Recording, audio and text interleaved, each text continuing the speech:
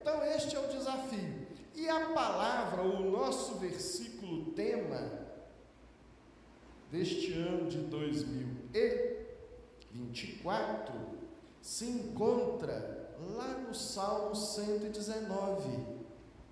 Salmo 119. O versículo 19, vai ficar facinho de guardar, né? Salmo 119, versículo 19. E o que diz aí? Vamos juntos? Sou peregrino na terra, não escondas de mim os teus mandamentos. Será que você consegue falar de cor? Sou peregrino na terra, não escondas de mim os teus mandamentos. Mais uma vez para ensaiar. Sou peregrino na terra, não escondas de mim os teus mandamentos.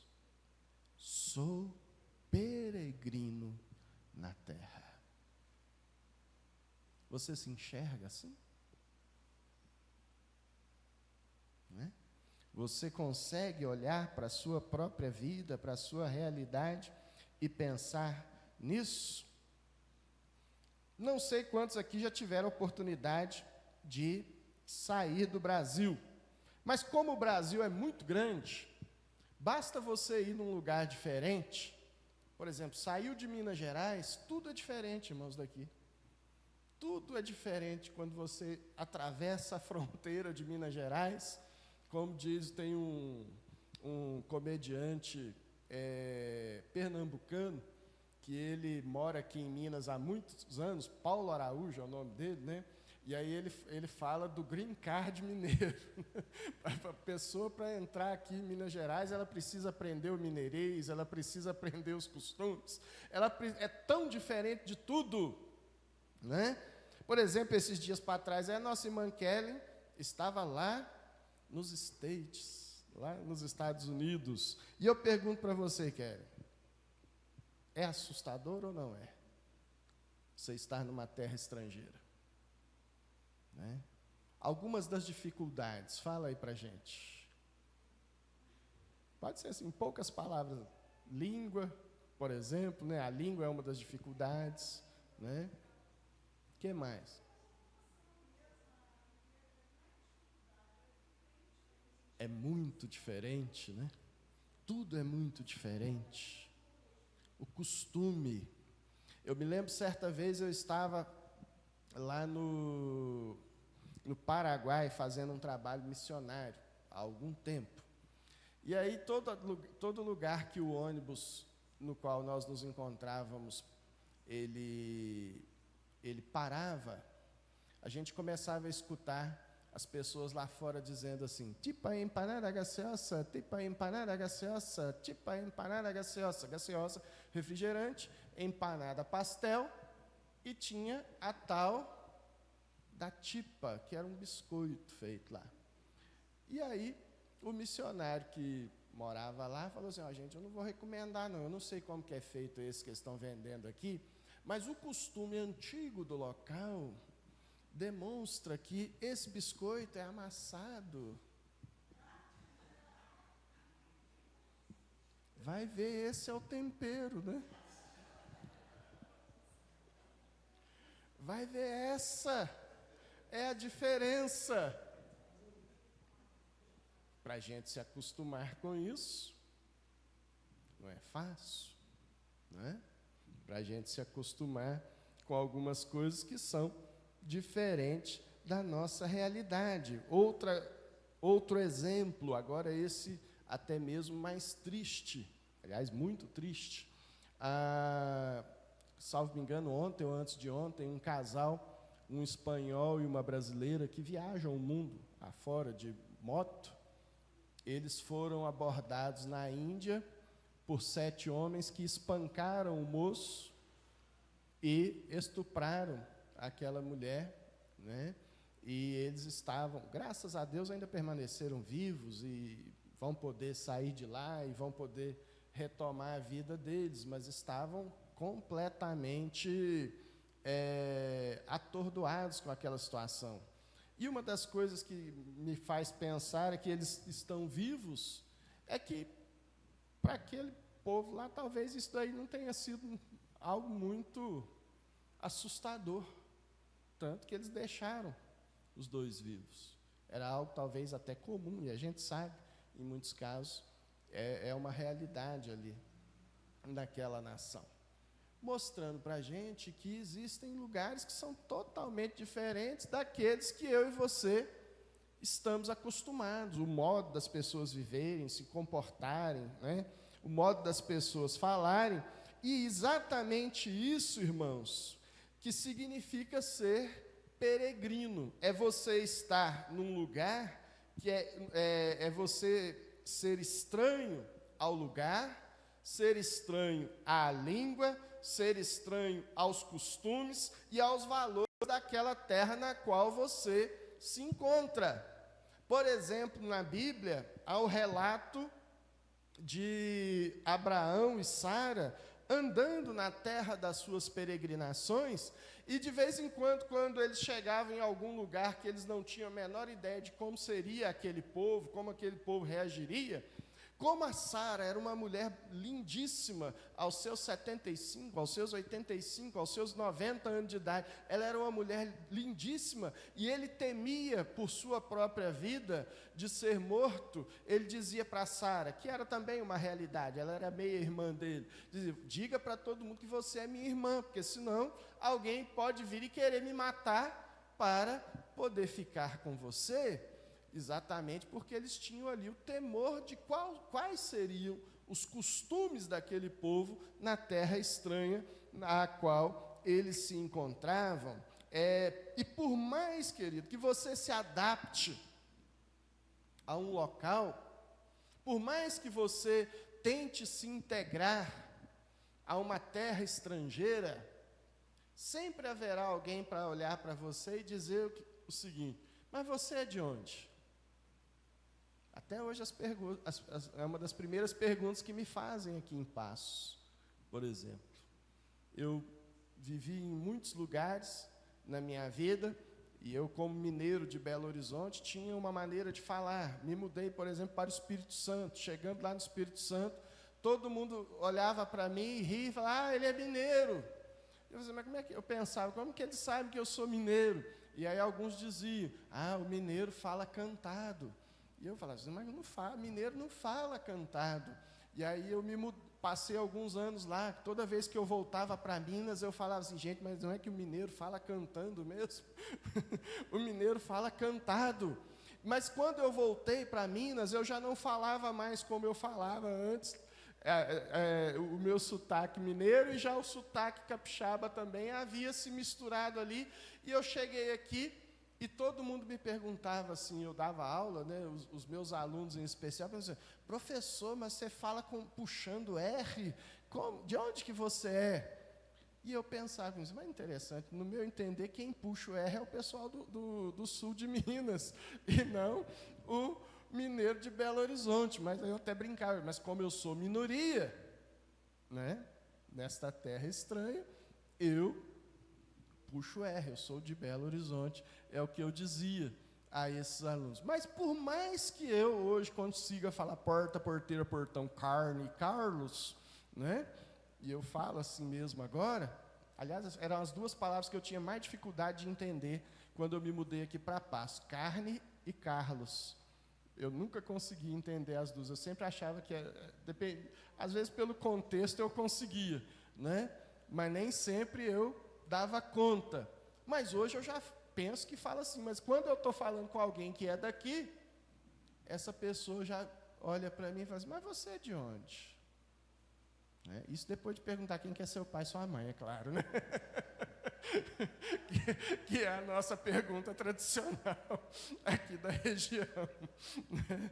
Que é a nossa pergunta tradicional. Então, irmãos, a verdade, a realidade, que por mais que eu e você queiramos nos adaptar a este lugar, a esta língua, aos costumes deste mundo, a aos valores deste mundo, o nosso reino não é daqui. Sou peregrino em terra estranha. Eu sou peregrino. É o que a palavra de Deus está falando.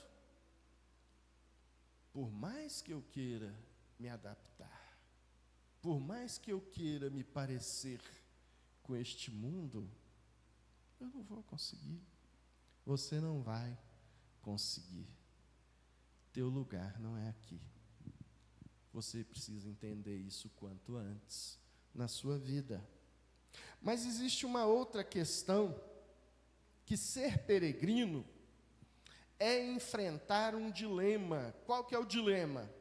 Entre tentar adequar-se à vida do lugar onde você se encontra, ou manter-se fiel ao seu estilo de vida, aos costumes e à língua lá de onde você veio.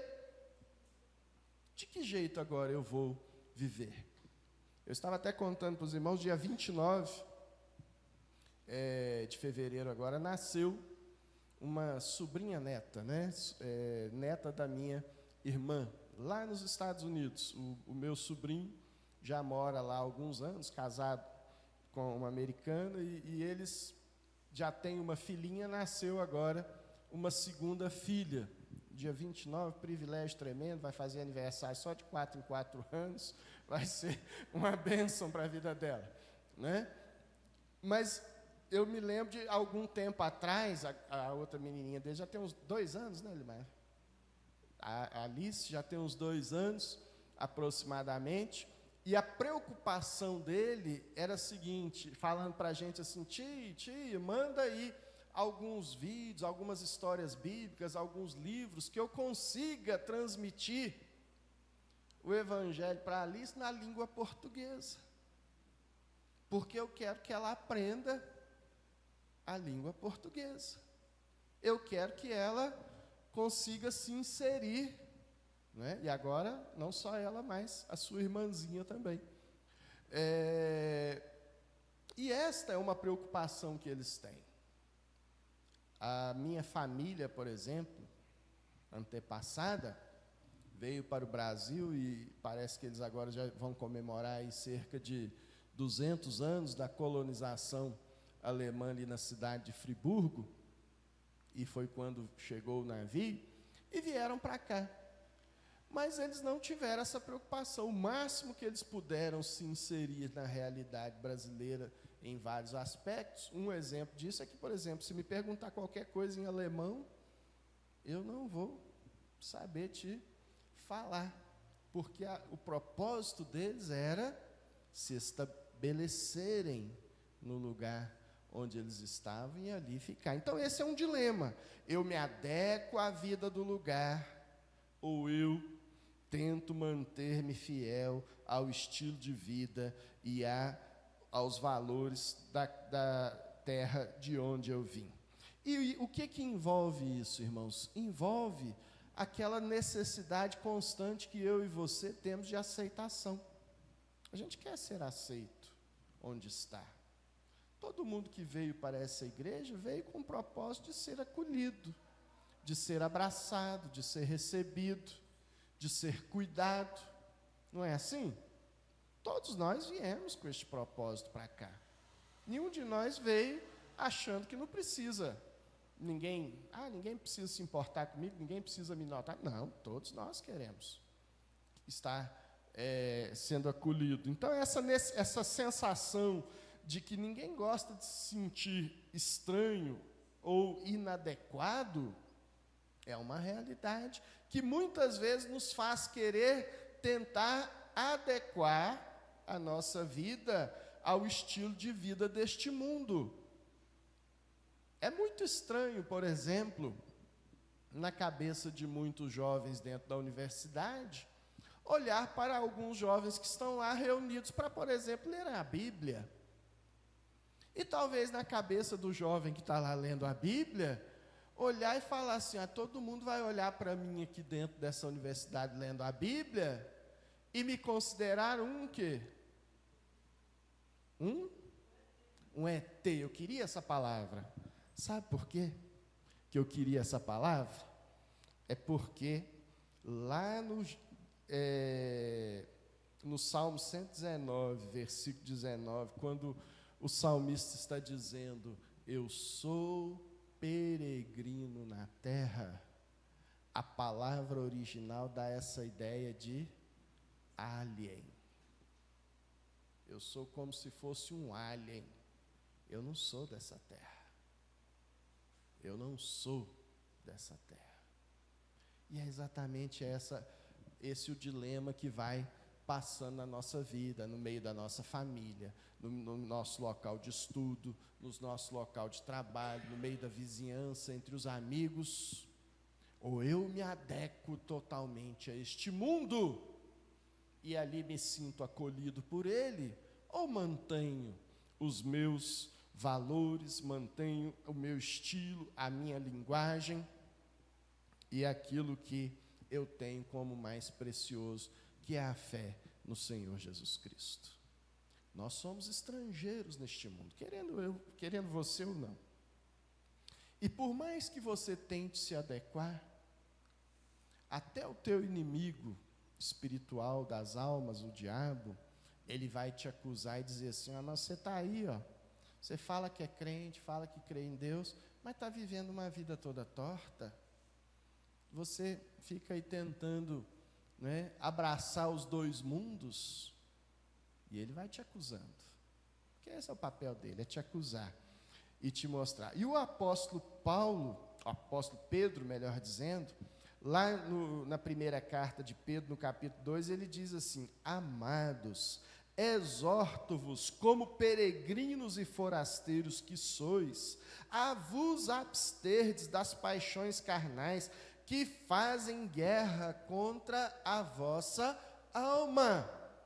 Vou repetir: exorto-vos como peregrinos e forasteiros que sois, a vos absterdes das paixões carnais que fazem guerra contra a vossa alma. Repare qual que é o contraponto que o apóstolo Pedro está fazendo aqui. Paixão da carne e alma. Estas duas coisas nunca vão combinar. Alma e a minha carne, elas estão em oposição o tempo todo. Esse é o dilema do peregrino.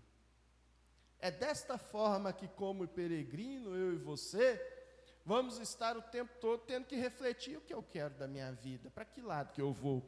E aí vem uma última realidade que eu quero trazer para você acerca do peregrino nessa noite, que é: ser peregrino é ter que decidir se me estabeleço ou se eu estou apenas de passagem. Quando o povo de Israel foi exilado, o povo de Jerusalém, melhor dizendo, os judeus, foram exilados para a Babilônia, eles não queriam nem, vamos dizer assim, se misturar com a comida do povo que estava ali. Eles não queriam, lembra lá do Salmo 134, quando nós estávamos às margens dos rios da Babilônia, nós nos assentávamos e choravam, e eles vinham e pediam que a gente tocasse as nossas canções, e nem as nossas canções nós queríamos tocar. Como vamos tocar da alegria de Jerusalém se nós estamos longe de Jerusalém? Basicamente é isso, com outras palavras, obviamente, o que diz o Salmo 124, eu falei 137, melhor dizendo.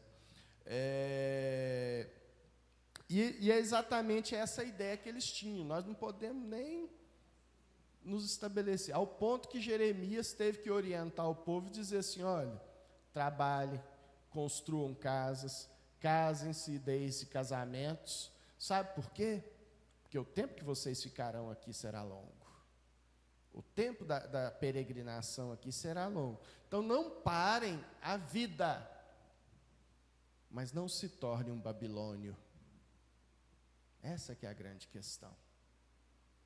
É por isso que eu e você nos casamos, é por isso que eu e você trabalhamos, é por isso que eu e você educamos os nossos filhos, é por isso que eu e você temos sonhos aqui neste mundo, é por isso que eu e você queremos construir uma estrutura para a nossa vida particular, mas ela não pode se tornar o centro da nossa vida. Sabe por quê? Porque eu e você somos peregrinos na terra. E aí vem a conclusão da passagem da palavra de Deus. João Calvino, ele dizia o seguinte: a grande preocupação dos profanos e mundanos é passar a vida aqui com facilidade e tranquilidade. Mas aqueles que sabem que têm uma jornada a seguir e que têm a sua herança reservada para eles lá no céu, não estão absortos e enredados com as coisas perecíveis desta vida, mas aspiram um lugar para o qual são convidados. Ou seja, aqueles que estão com os olhos só voltados para esse mundo, querem só experimentar o sossego da vida. O que eu faço para que eu tenha uma vida tranquila, uma vida sossegada, uma vida sem problemas neste mundo? Que eu possa curtir ao máximo, que eu possa experimentar o máximo de prazer, que eu tenha as melhores experiências que este mundo pode oferecer. É isso. Essa é a vida de quem cujos olhos estão voltados para cá.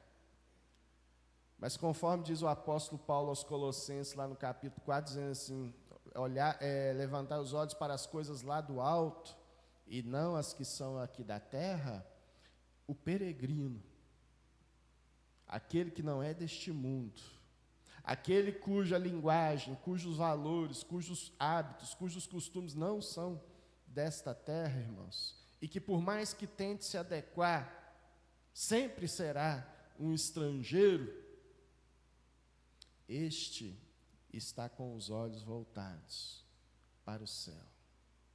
Erguei os olhos e vede. É o que a palavra de Deus nos chama a fazer, a olhar para as coisas lá do alto. Conforme diz Hebreus capítulo 11, versículo 13, todos estes morreram na fé, sem ter obtido as promessas, vendo-as, porém, de longe, e saudando-as e confessando que eram estrangeiros e peregrinos sobre a terra. Sabe o que a palavra de Deus está falando para a gente aqui no finalzinho do versículo 19? Não escondas de mim os teus mandamentos. O que é mandamento, irmãos? Quem sabe me dizer? Orientações. Qual outra palavra aqui? Oi? Lei. Era essa que eu queria chegar. Lei. Mandamentos são lei. Deus, não me deixe esquecer das tuas leis. Sabe por quê? Porque você vai voltar para a tua terra. Você vai chegar na tua terra. E lá você vai seguir qual lei? A deste mundo? Não. O tempo que eu e você temos aqui é tão passageiro, é tão pequeno, e a minha expectativa é que você viva aí para os seus 95 com a saúde do tio que eu visitei nessa viagem agora, com a saúde, a mente e a capacidade que ele tem, 95 anos, lendo a Bíblia assim, sem óculos, sem nada, eu olhando aquilo, falei assim, ei, gente, Jesus vai ter que fazer um milagre na minha vida para eu chegar lá. Vai ter que fazer um milagre em mim. Mas que você viva os seus 95, quem sabe 100. Ainda assim, querido. Perto do tempo que você estará na tua terra. É muito pequeno. Eu e você somos peregrinos nesta vida. Eu e você estamos aqui de passagem. Que os nossos olhos se voltem para o lugar para o qual nós fomos convidados, como foi dito aqui por João Calvino. Amém?